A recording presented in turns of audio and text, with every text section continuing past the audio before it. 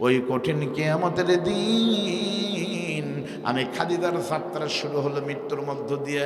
আমার মৃত্যুর সংবাদ যখন আপনি শুনবেন, ওয়াদা দেন আমার কাফনের কাপড়ের জন্য মক্কার কোনো কাপড় দিবেন না, আমি খাদিজার সাদা কাফনের কাপড় দিবেন।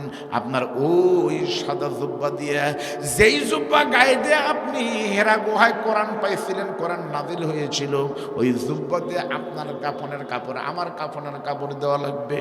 নবী বলতেছে, খাদিজা রে, যদি আমার আগে তুমি মারা যাও, আমি ওয়াদা দিলাম আমার সাদা জুব্বা দিয়ে তোমার শেষ কাফনের কাপড় দিয়ে দিব।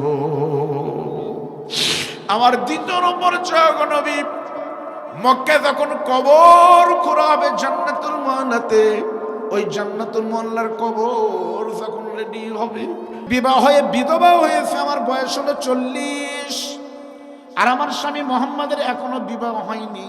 25 বছরের সুন্দর যুবক যদি 40 বছরের বিধবা নারীকে বিয়ে করে, বলো তো আবু জেহেল সম্মানের দিক থেকে বলো, বয়সের দিক থেকে বলো তো কে জিতে গেল? সঙ্গে সঙ্গে আবু জেহেল বলতেছে, খাদিজা সব দিক দিয়ে তুমি হেরে গেলে কি হবে, শুধুমাত্র বয়সের দিক থেকে তুমি অবশ্যই জিতে গেছো। আমার 2 নম্বর প্রশ্ন, বলো তো বংশের দিক থেকে কে বেশি জিতে গেছে? আমার নাম হলো আমার স্বামীর বংশ কুরাইশ বংশ, আর আমি হলাম খৈলিদের মেয়ে, আমার বাবার বংশ না মোহাম্মদের বংশের নাম বেশি। সঙ্গে সঙ্গে আবু জেহেল বলতেছে, খাদিজা সত্য যদি বলতে হয় সব দিক দিয়ে তুমি ঠকে গেলে কি হবে, শুধুমাত্র বংশের দিক থেকে তোমার দাম অনেক বেড়ে গেছে। শর্টকাট করে বলতেছি, 3 নম্বর, বলো তো আমার চেহারা বেশি সুন্দর নাকি আমার স্বামীর চেহারা বেশি সুন্দর? আবু জেহেল তখন বলে, শত্রু যদি হয় সত্য বলা লাগবে। এই মোহাম্মদের সুন্দর চেহারা, সুন্দর ব্যবহার দেখে আমি বুঝতে পারিনি ওর বয়স যখন 7 বছর, তখন আমি তাকে আলামিন উপাধি দিয়েছিলাম। সব দিক দিয়ে তুমি ঠকে গেলে কি হবে, শুধু বয়সের দিক থেকে, বংশের দিক থেকে, চেহারার দিক থেকে তুমি জিতে গেছো।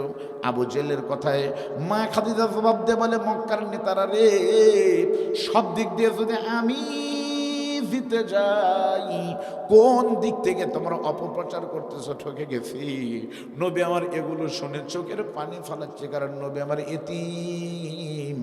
মা খাদিজাকে আবু জেহেল তখন বলে, তোমার ইজ্জত যার কারণ হলো তোমার বাবার কোটি কোটি টাকা, মদিনার সব থেকে বড় খেজুর বাগান তোমার বাবার, মক্কার সব থেকে বড় মরুর ভিতরে গরুর চরণ তোমার পিতার সব কিছু রয়েছে, কিন্তু মোহাম্মদের তো কোনো টাকা নাই, সম্পদ নাই, সেজন্য মোহাম্মদের ইজ্জত চলে গেল। সঙ্গে সঙ্গে মা খাদিজা চোখের পানি ফেলায় বলে, রে মক্কার বড় বড় নেতা সমাজপতি, শোনো, সব দিক দিয়ে যদি আমার ইজ্জত চলে যায়, শুধুমাত্র সম্পদ না থাকার কারণে, স্বামী যদি গরিব হওয়ার কারণে ইজ্জত যায়, ওই আল্লাহর কসম করে বলতেছি, এখন থেকে সমস্ত সম্পদের বাবার মালিক, সম্পদের মালিক ছিলাম আমি, আর এই বৈঠকের পর থেকে আমার সমস্ত সম্পদের মালিক হলো আমার স্বামী।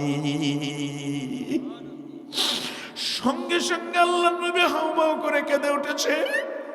আমার আল্লাহ তখন জিবরাইলকে বলে, জিবরাইল তুই সাক্ষী থাক, আজকে এই বৈঠকে ইসলামকে যে খাদিজা জিতাই দিছে, আমি আল্লাহ কিয়ামতের দিন আমার খাদিজার জন্য জান্নাতের ভিতরে একটা বালাখানা বানাবো। ও মা, আপনারা শোনেন খাদিজাকে, আপনি সেই মা, আপনি সেই মহিলা, কি হলো মা খাদিজার শোনেন, সব সম্পদ দান করে খাদিজা হলো ভিখারিনী। মা খাদিজার এমন অবস্থা হয়েছে, হজ করতে গিয়ে দেখে আসবেন মাটি থেকে 6000 ফিট উপরে গাড়ে হীরা, সে গুহার ভিতরে পুরুষ মানুষ ওঠা সম্ভব না, খুবই কষ্ট হয়, সিঁড়ি করে দেওয়া আছে। আর 1500 বছর আগে কোনো সিঁড়ি ছিল না। মা দিনে 2 বার করে খাবার রান্না করে মাথায় করে নিয়ে মা খাদিজা নবীকে দিয়ে আসতেন। মা ইসলামের জন্য শীতের ভিতরে আপনারা মাহফিলে এসেছেন, আপনাদের কষ্ট হয়েছে মা, কিন্তু খাদিজা তার থেকে কত কষ্ট করেছে একটু দেখেন মা। একদিন হযরত জিবরাইল দেখতেছে মা খাদিজা পাহাড়ের উপর উঠতেছে, নবীকে তখন ডাক দেওয়া বলে, নবীজি নিচের দিকে তাকান, নারী মা খাদিজা কিভাবে আসতেছে কত কষ্ট করে। ওগো নবী, আপনার কাছে আমার অনুরোধ থাকলো, যখন মা খাদিজা এখানে আসবে আল্লাহর পক্ষ থেকে আপনি একটু সালাম দিবেন, আমি জিবরাইলের পক্ষ থেকে একটু সালাম দিবেন। সেই মা খাদিজা কেন সম্পদ দান করলেন মারা একটু শোনেন। কারণটা কি? কারণ আর কিছুই না, কারণ হলো দুনিয়ার জীবন একদিন শেষ হবে, প্রভাব একদিন থাকবে না, সবাইকে কবরের বাড়িতে দেওয়া লাগবে। ওই কবরের চিন্তা করে খাদিজার এই অবস্থা। একদিন রাতের বেলায় মা খাদিজার নবীকে বুকের ভিতরে নিয়ে শুয়ে আছে। ভালো করে শুনে নেই পয়েন্টটা। বুকের ভিতরে নিয়ে মা খাদিজা শুয়ে আছে। গল্প করতে করতে আল্লাহর নবী ঘুমায় গেছে। মা খাদিজা হঠাৎ করে চিন্তা করতেছে, নবীর বুকে মাথা দিয়ে শুয়ে আছি, এখনই যদি আমার নবী দুনিয়া থেকে বিদায় নেয় অথবা আমি যদি দুনিয়া থেকে হারিয়ে যাই তাহলে আমার কবরের ভিতরে কি হবে। সেই চিন্তা করে হঠাৎ করে মা খাদিজা বালিশ থেকে মাথাটা সরাই নিলেন। খাদিজা আর খুঁজে পাওয়া যাচ্ছে না। নবী তাহাজ্জুদের সময় ঘুম থেকে উঠে দেখতেছে বালিশের কাছে খাদিজা নাই। নবী ভাবলেন হয়তো জরুরত স্বার্থে বাহিরে গেছে, কিন্তু নাই, নিচে পড়ে গেছে তাও নাই। ওই গেল খাদিজা। এমন সময় নবী খেয়াল করে দেখে আল্লাহর নবীর ডান পায়ের তালুতে বিড়বিড় বিড়বিড় করতেছে। নবী আস্তে করে ঘুম থেকে উঠে হাত দিলেন পায়ের কাছে। হাত দিয়ে দেখতে পাচ্ছে, আল্লাহকে সাক্ষী রেখে বলতেছি, বানানো কথা নয়, নবী দেখে তাহাজ্জুদের নামাজের সময় পৃথিবীর সব থেকে ধনীর মেয়ে খাদিজা আল্লাহর নবীর ডান পায়ের তালুতে জিহ্বা দিয়ে চাটতেছে আর অঝর নয়নে কাঁদতেছে। নবী তখন এক টান দিয়ে বুকের ভিতরে নিয়ে বলে, পাগলি রে, আমি জানি আমাকে বিবাহ করে তোমার মন খারাপ হয়েছে, কারণ আমি গরিব মানুষ। তোমার বাবার বাড়িতে বিল্ডিং বাড়ি, নবীর বাড়িতে ভাঙ্গা করে ঘর। তোমার বাড়িতে মোটা বিছানা, আমার বাড়িতে শক্ত বিছানা, এখন শুধু একটা পাটি ভাড়া। তোমার বাবার বাড়িতে রকমারি আয়োজন, আমার বাড়িতে শুধুমাত্র রুটি আর খেজুর ছাড়া কিছু নাই। সঙ্গে সঙ্গে মা খাদিজার চোখের পানি ফালায় নবীকে জড়ায় ধরে বলে, নবীজি, আমি আপনাকে বুকে নিয়ে যখন ঘুমিয়েছিলাম আমার কাছে হঠাৎ করে মনে হলো যদি আমি খাদিজা মরে যাই আগামীকাল, আমার কবরের ভিতরে তো আপনি থাকবেন না, আমার কি হবে। নবী যতই সান্ত্বনা দেয় কিছুই শোনে না। মা খাদিজা শুধু ডুকরে ডুকরে কাঁদে। এমন সময় মা খাদিজা নবীকে বলে, নবীজি, আমি যদি আপনার কাছে ছোট ছোট তিনটা জিনিস চাই আপনি কি দিবেন নাকি? নবী বলতেছে, খাদিজা রে, আমার কলিজা কেটে দিতে হলেও তোমার জন্য আমি দিয়ে দিব, তুমি বলো তুমি আমার কাছে কি চাও। মা খাদিজা তখন বলে, নবীজি, আমার এক নম্বর চাওয়া হলো আপনি আমাকে ওয়াদা দেন যেদিন আমি খাদিজা দুনিয়া থেকে বিদায় নিব সারা পৃথিবীর সমস্ত মানুষ বলবে খাদিজা নাই। ওই কঠিন কিয়ামতের দিন আমি খাদিজার যাত্রা শুরু হলো মৃত্যুর মধ্য দিয়ে। আমার মৃত্যুর সংবাদ যখন আপনি শুনবেন, ওয়াদা দেন আমার কাফনের কাপড়ের জন্য মক্কার কোনো কাপড় দিবেন না, আমি খাদিজার সাদা কাফনের কাপড় দিবেন। আপনার ওই সাদা জুব্বা দিয়ে, যেই জুব্বা গায়ে দিয়ে আপনি হেরা গুহায় কোরআন পাইছিলেন, কোরআন নাজিল হয়েছিল, ওই জুব্বা দিয়ে আপনার কাফনের কাপড় আমার কাফনের কাপড় দেওয়া লাগবে। নবী বলতেছে, খাদিজা রে, যদি আমার আগে তুমি মারা যাও আমি ওয়াদা দিলাম আমার সাদা জুব্বা দিয়ে তোমার শেষ কাফনের কাপড় দিয়ে দিব। আমার দ্বিতীয় নম্বর চাওয়া, নবী মক্কায় যখন কবর খোঁড়া হবে জান্নাতুল মুআল্লাতে, ওই জান্নাতুল মুআল্লার কবর যখন রেডি হবে আপনি আমার কাছে ওয়াদা দেন কবরের লাশটা রাখার আগে আপনি নবী খালি গাও হয়ে একটু কবরের ভিতরে গড়াগড়ি দিবেন, কারণ মক্কার মরুভূমির মাটি, আমি খাদিজাকে চাপ দিলে আমি বাঁচবো না, আমি শেষ হয়ে যাব।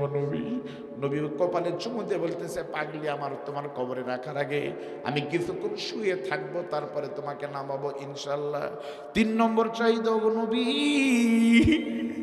সকলে যখন 3 মুষ্টি করে মাটি দিবে, কবর ছেড়ে যখন সবাই চলে যাবে, আপনি আমাকে ওয়াদা দেন আমি খাদিজার কবরের ভিতরে, সকলে চলে যাবে কিন্তু আপনি যাবেন না ততক্ষণ, আমার মুনকার নাকিরের সোয়ালের জবাব হয়ে জান্নাতের বিছানা বুঝবেন না ততক্ষণ।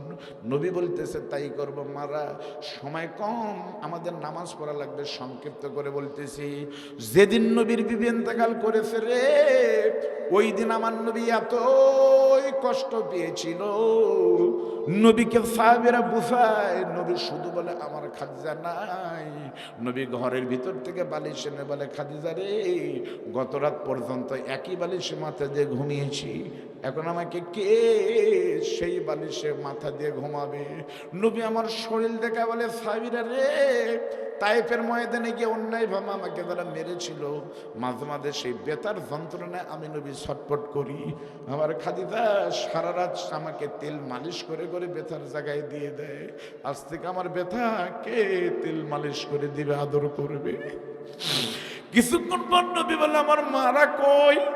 4 মেয়ে উম্মে কুলসুম, জয়নব, রোকেয়া, ফাতেমাকে ডাক দিয়ে নিয়া নবী আমার কাঁদতে কাঁদতে দৌড়ে গিয়ে নবীর ব্যবহারের সেই সাদা জুব্বা, যেই জুব্বা গায়ে দিয়ে নবী কোরআন পাইছিল, ওই জুব্বা বুকে নিয়ে চুমো দিয়ে বলে জুব্বা রে, এতদিন পর্যন্ত তুই নবীর গায়ে ছিলি, আর আজ থেকে তুই আমার খাদিজার সঙ্গে কবরে থাকবি। ওই জুব্বা দিয়ে বলে তোমার মাকে সুন্দর করে জুব্বা পরায় দাও। 4টে মেয়ে সুন্দর করে শেষ গোসল দিয়ে তার মাকে নবীর গায়ের জুব্বা পরাই দেওয়ার পর ধরাধরি করে নবীকে নিয়ে যখন কবরের কাছে যাওয়া হলো, নবী আমার মা খাদিজার কবরের ভিতর নেমে শিশু বাচ্চার মতো ফুফায় ফুফায় কাদের বলে কবর রে, যদি কোনো অভিযোগ থাকে এখনই বল। দয়া করে আমার নবী বলতেছে আমার খাদিজাকে তুই চাপ দিবি না। নবী আমার ছোট বাচ্চার মতো কবরে শুধু ছটপট করতেছে, কিছুক্ষণ ঘুমানোর মতো করে। নবী আমার একটু গোড়াগড়ি দিচ্ছেন কবরের ভিতরে। সে যখন সাহাবীরা বিসমিল্লাহ বলে 3 মুষ্টি করে মাটি দেয়, নবী আমার চোখের পানি ফেলে মা খাদিজার কবরে 3 মুষ্টি মাটি দিয়ে সকলেই চলে গেল, কিন্তু নবী যায় না। আবু বকর ওমর ডাকতে বলে নবীজি, কাল থেকে আপনার অবস্থা বড় খারাপ, চলেন নবী আমরা বাড়ি চলে যাই।